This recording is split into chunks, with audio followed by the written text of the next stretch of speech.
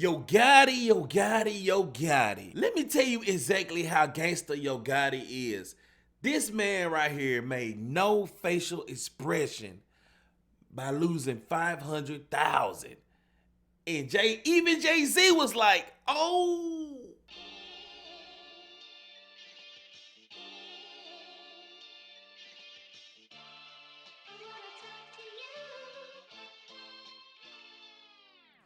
Yo, what up? It's your boy Black with Black TV. We'll give you reviews and hip-hop news. And today, we're doing an album review on Yo Gotti's 9th studio album, Untrapped. But first, don't forget to hit subscribe to Black TV for more reviews and more reactions.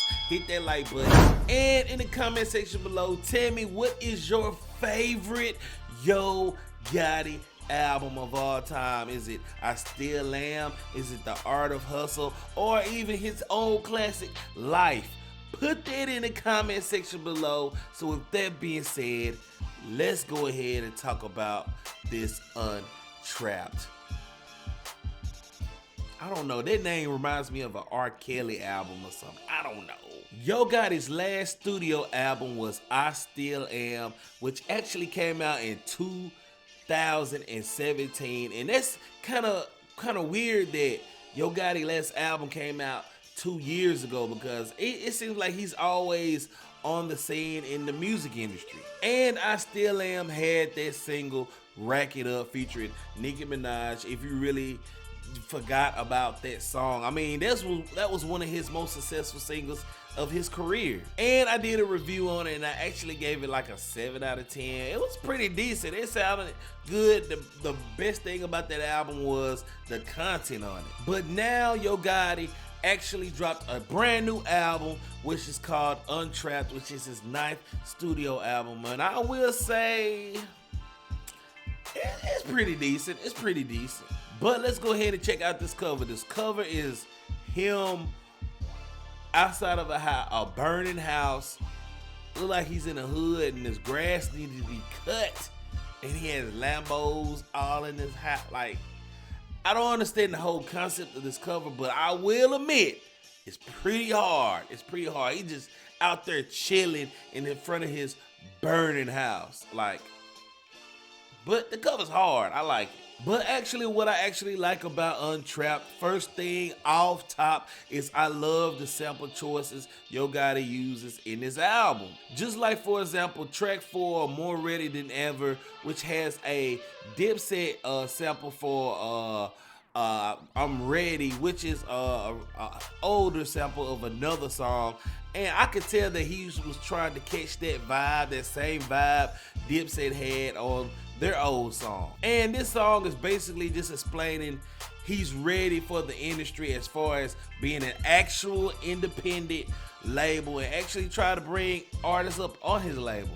And track 11, Battle, which has the sample of Gangsta Boo, Where the Dollars At. And this is an actual great song as far as a club, strippers can use it, and it actually sounds good. I'm kind of surprised that he actually used a Gangsta Boo sample, even though it's like a old Hypnotized Minds song sample. I mean, they have resolved the issues, but I'm glad that he actually used that sample, and it actually turned out pretty good. And of course, Yo Gotti uses one of his great strengths in this album, which is his content, the content in his music and what he actually talks about. Just like, for example, track 2, Know Your Worth, is actually self-explanatory. Know your worth, and actually don't actually sell yourself off if you don't think you're that. You know what I mean. Know your worth. It's self-explanatory. I'm trying to talk all smart. And track 14, Untrapped, which actually he talks about all his troubles that he have previously, as far as from the label situations and other artists and stuff like that. And my favorite song on this album is track 13, Big Homie. This song is actually talking about the do's and don'ts what you do as far as the group in your circle and the people that surround you. This song really reminds me of B.I.G.'s 10 Crack Commandments as far as the structure of how he put it together. Like, number one, you do this. Number two, you do that. I thought it was a real dope song, and like I said before, this is one of Yo Gotti's biggest strengths, is like, you know, putting street content in his music. Like, that's one of Yo Gotti's biggest strengths.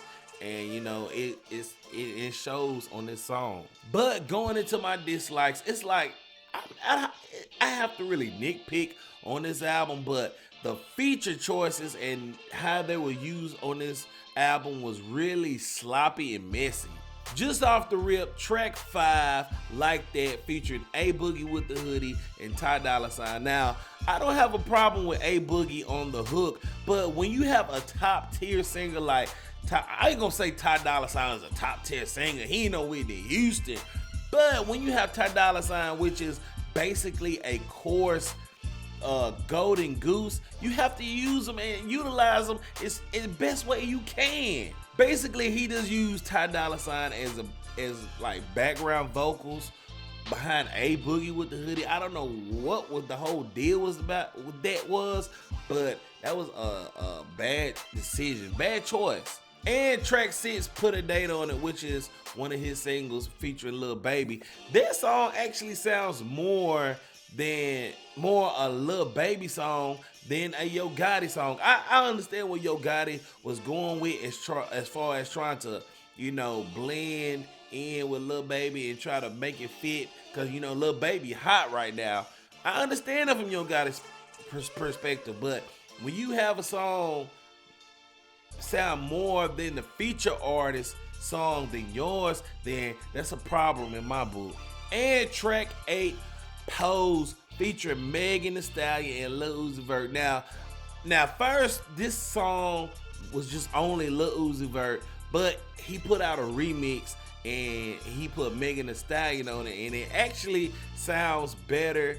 And you know, I understand what he did, you know, put Megan Thee Stallion on the original version alongside Lil Uzi Vert, but you know, I don't even think Lil Uzi Vert should have been on this song first. It's just a mistake as far as, you know, like, you know what, Megan Thee Stallion would have sounded bad on the song. I'm gonna go ahead and put on a remix, and it sounded so good, he made it the original song and made Pose featuring only Lil Uzi Vert as a bonus track, which I really didn't understand that whole concept. If you just gonna put 2 of the same songs on your album, that's just, you know, being conflicted.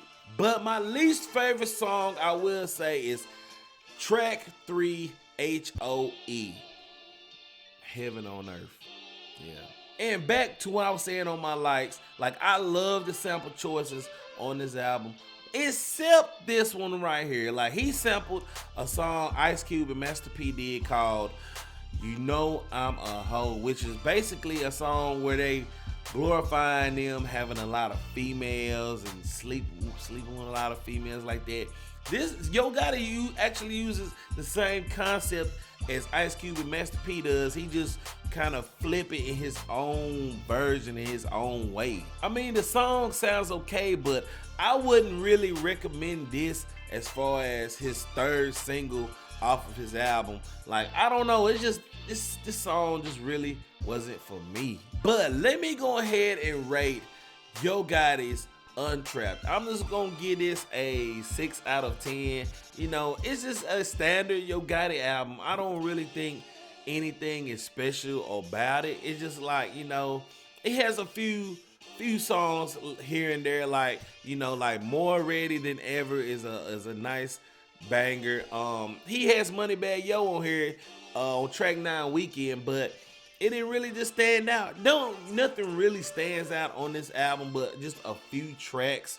And you know, I don't think it has a lot of replay value versus than Yo Gotti other albums in his discography. So I'm just going to give Yo Gotti Untrapped a 6 out of 10. But the most important question is, what do you think of Yo Gotti's Untrapped? Do you like it? Do you hate it? Do you think this is Yo Gotti's best album? Do you think this is his worst album? What is his favorite? What is your favorite song? What is your least favorite song? Put that in the comment section below. Don't forget to hit subscribe. And until next time on Black TV, I holla. Next time on Black TV.